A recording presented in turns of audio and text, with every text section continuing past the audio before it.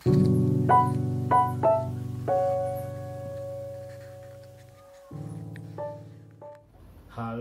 Sobat Surya di seluruh Tangerang, Jakarta, Bandung, Indonesia, dan mungkin ada di luar negeri gitu ya. Ya kalau ada, balik lagi kita di Bacot Reksadana. Gue sebenarnya lupa nih episode berapa nih. 3 ya kayaknya, 4 ya, 3 apa 4, lupa lah. Pokoknya dah itulah, itu nggak penting lah. Kali ini gue bakal bahas tentang mendingan beli ori atau invest ke reksadana pendapat tetap sih gitu. Kenapa gue bahas ini? Karena pekan depan pemerintah Indonesia bakal nerbitin ori 17.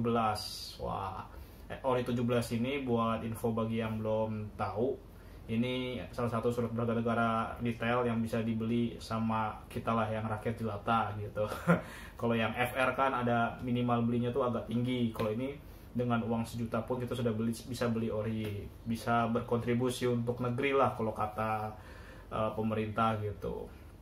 Nah, kalau dipikir-pikir nih, mendingan kita invest di ori atau di pendapatan tetap dalam kondisi yang saat ini gitu. Nah, gue akan menjelaskan secara rinci bagaimana prospek ori saat ini, bagaimana karakter produknya, dan bagaimana juga reksadana pendapatan tetap. Pertama dari ori. Jadi ori ini karakternya adalah untuk kuponnya dia bakal fix, dia nggak akan berubah meskipun BI naikin turunin gitu. Beda sama SBR. Kalau SBR ketika BI naikin suku bunga, fix kuponnya juga naik sesuai dengan pergerakan suku bunga gitu. Kalau misalkan ori ini dia fix. Kelebihan ori adalah dia bisa dijual di pasar sekunder gitu. Apa tuh pasar sekunder ya? Intinya kayak orang jual beli barang bekas lah gitu. Cuman bedanya kalau surat berharga dijual di pasar sekunder bisa harganya lebih tinggi dari kita jual, bisa lebih rendah gitu. Jadi ada potensi dapat untung dari capital gain gitulah. Terus gimana nih prospek ori? Kalau gua baca-baca sih katanya nih imbal hasilnya, bukan imbal hasil, sorry, kupon yang ditawarkan oleh pemerintah itu 6,4% per tahun dengan pajak 15%. Ya kalau dihitung-hitung masih di atas suku bunga rata-rata deposito bank besar. Rata-rata bank besar sih kalau yang sebulanan itu sekitar 5%, malah ada 4% lah gitu. Nah ini 6,5%. Apalagi kalau misalnya deposito kan pajaknya 20% ya. Kalau di sini cuma 15%. Wah, berarti bagus dong nih gitu. Terus gimana resikonya ori? Ya kalau resiko ori sih ya resikonya adalah kalau secara keseluruhan ya kalau negara bangkrut ya resiko nggak balik uangnya gitu. Resiko lainnya adalah capital loss ketika kita ingin menjualnya di pasar sekunder gitu. Nah, apa nih yang menyebabkan capital gain dan capital loss ori di pasar sekunder? Salah satu utamanya adalah suku bunga acuan Bank Indonesia. Ketika suku bunga acuan Bank Indonesia dinaikkan, maka misalkan ori saat ini kuponnya 6,4%, lalu BI menaikkan suku bunga, berarti nanti harganya akan turun. Kenapa? Karena jika pemerintah menerbitkan lagi ori, berarti imbal hasil akan lebih besar daripada itu. Artinya ori yang kita punya sekarang kurang menarik gitu. Makanya harganya bisa turun di bawah 100%. Jadi nanti pokok yang kita dapat kalau kita jual di pasar sekunder hanya 98% atau 99% lah gitu. Ini cuma simulasi doang, bukan prediksi gitu kan. Nah, lalu bagaimana dengan kondisi prospek suku bunga BI sekarang? Kalau gue lihat sih dengan kondisi ekonomi yang tertekan pandemi COVID-19 ini, kemungkinan ada peluang pelonggaran lagi, harusnya sedikit gitu. Cuman nggak tahu juga nih, karena kita juga harus melihat bagaimana kondisi likuiditas bank. Kalau kondisi likuiditas bank ketat, berarti BI pun juga harus berhati-hati dalam melakukan pelonggaran moneter gitu. Tidak efektif gitu pelonggaran moneter yang berharap dengan suku bunga kredit turun, tapi karena likuiditas ketat jadi malah suku bunga kreditnya malah jadi naik gitu kan. Kita harus mengacu ke situ dulu. Cuman kalau melihat secara keseluruhan sih bakal turun. Artinya kalau misal kita membeli ori yang sekarang dan BI menurunkan suku bunga misalkan sampai akhir tahun itu ada satu kali sebesar 25 BPS, ya lumayan lah di pasar sekunder, mungkin bisa naik di harga jadi 101% atau 100,5% gitu nantinya. Gitu sih kalau misalnya bayangan. Apalagi kalau misalnya tapi kalau misalnya jangka panjang sampai tenor habis 3 tahun, kemungkinan di tahun terakhir atau di tahun depan ada peluang juga BI justru menaikkan suku bunga. Di sini akan menjatuhkan harga ori di pasar sekunder.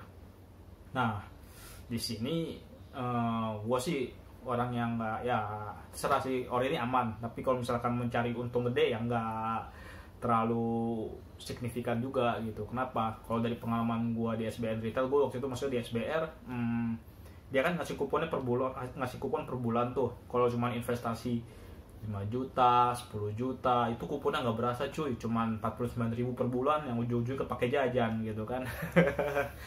Jadi kayak walaupun kalau di total misalkan selama 2 tahun atau 3 tahun tuh nyampe sejutaan imbal hasilnya ke hasil dari kuponnya, cuman kan nggak akan berasa karena kenapa, udah dipakai setiap bulannya gitu. Nah, karakter SBN Retail ini kalau yang gua tangkap sih mungkin cocok banget buat walaupun namanya retail ya, cuman cocoknya tuh buat yang punya uang gede. Kalau dihitung-hitung tuh misalkan kalian punya 500 juta, itu kan taruh di sana, itu kan bisa dapat pendapatan bulanan setara gaji UMR. Jadi berarti itu pendapatannya berasa lah.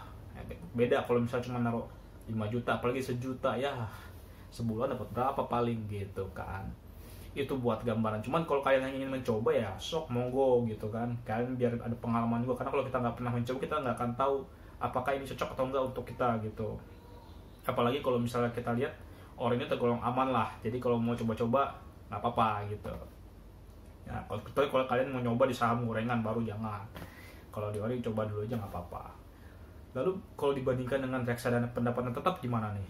Nah, reksadana pendapatan tetap ini sebenarnya imbal hasilnya agak konservatif, tapi nggak sekonservatif pasar uang, karena mereka mayoriti menempatkan portofolionya di obligasi negara dan obligasi korporasi. Nah, perbedaan signifikan antara reksadana pendapatan tetap dengan ori adalah kan sama-sama di surat utang nih. Cuma apa nih bedanya nih? Bedanya mereka punya portofolio di obligasi korporasi. Nah, karakter obligasi korporasi ini berbeda dengan obligasi negara. Kalau obligasi negara mengacu pada suku bunga acuan Bank Indonesia, kalau obligasi korporasi juga mengacu pada rating perusahaan. Bagaimana perusahaan dan kemampuan bayar perusahaan. Kalau perusahaan itu ternyata punya prospek ke depannya tuh malah buruk dan cenderung bisa gagal bayar, itu bisa merusak imbal hasil di reksadana pendapatan tetap. Apalagi jika sampai gagal bayar, wah apes lah kita gitu kan. Nah itu, cuman dari segi imbal hasil biasanya obligasi korporasi itu memiliki kupon yang lebih tinggi, dan juga dijual di pasar sekundernya tuh harganya bisa lumayan gitu. Walaupun gue juga belum ngecek sih berapa harga obligasi korporasi pasar sekunder, cuman emang beberapa yang liquid itu ya lumayan gitu. Cuman emang ada masalah resiko ketika manajer investasinya menempatkan obligasi korporasi yang tidak liquid. Nah, berarti kita bakal diendepin tuh sampai itu tenor habis, berapa imbal hasilnya karena nggak liquid dijual di pasar sekunder gitu sih. Jadi ada dua faktor yang bikin ada keuntungan dan kerugiannya. Keuntungannya di reksadana pendapatan tetap kamu mungkin bisa mendapatkan imbal hasil yang lebih besar ketimbang kupon ori. Kenapa? Karena dia mencampur di obligasi korporasi juga selain di obligasi negara. Dan di sini manajer investasinya aktif dalam menyesuaikan portofolio agar bisa mendapatkan imbal hasil yang maksimal. Cuman resikonya lebih besar dibandingkan ori. Kalau ori ini udah aman banget karena itu dijamin negara lah, kecuali negaranya bangkrut gitu. Nah, kalau misalkan reksadana pendapatan tetap ada resiko-resiko ketika portofolio obligasi korporasinya sedang jelek nih, kayak calon gagal bayar dan sebagainya, meminta restruk, minta perpanjangan tenor, seperti yang baru-baru kemarin kan Garuda sukuk globalnya minta perpanjangan lagi tenornya dan sebagainya gitu. Jadi ada resiko, ya ada keuntungan gitu, high risk high return. Cuman ya bisa dibilang reksadana pendapatan tetap untungnya juga nggak gede-gede banget gitu. Nah, berarti bagaimana cara memilih reksadana pendapatan tetap yang mungkin konservatif tapi aman? Yaitu kita lihat aja di fund fact sheet-nya, ada berapa persen sih portofolio di SBN dan berapa persen portofolio di obligasi korporasi dan berapa persen yang di pasar uang. Itu jadi bisa ditentukan oleh kalian resikonya seperti apa. Kalau dia lebih banyak di SBN atau di surat berharga negara, bisa dibilang cenderung lebih aman, dan kalian bisa mengacu ke suku bunga BI lah acuannya. Karena waktu ketika BI menurunkan suku bunga dulu tuh, banyak reksadana pendapatan tetap yang imbal hasilnya gede banget. Kenapa? Karena dia punya mayoriti di SBN, dan harga SBN-nya pun di pasar sekunder naiknya tinggi gitu. Jadi sehingga secara total yield antara harga dan kuponnya menjadi lebih bagus juga gitu sih. Jadi buat kalian yang ingin tantangan gitu, mungkin mencoba tantangan tapi dengan ada resikonya, ya kan bisa coba di reksadana pendapatan tetap. Lalu jadi mendingan yang mana nih? Ini kok jadi jelasin dua-duanya terserah nih gitu. Ya kalau gue sih kalau ya itu, kalau yang mau untungnya lebih besar dibandingkan deposito dan ori ya di reksadana pendapatan tetap. Cuman tidak menjamin kalian mendapatkan keuntungan itu karena ada resikonya. Kalau mau yang aman-aman aja ya udah ke ori aja gitu. Gitu sih. Dan ori ini mulai diperdagangkan Senin depan ya. Jadi kalian yang udah tertarik bisa langsung aja. Gitu aja sih. Sampai di sini dulu bahasan kita, nanti lanjut lagi di pekan depan dengan bahasan-bahasan lainnya yang mungkin menarik dan relevan. Oke? Bye bye.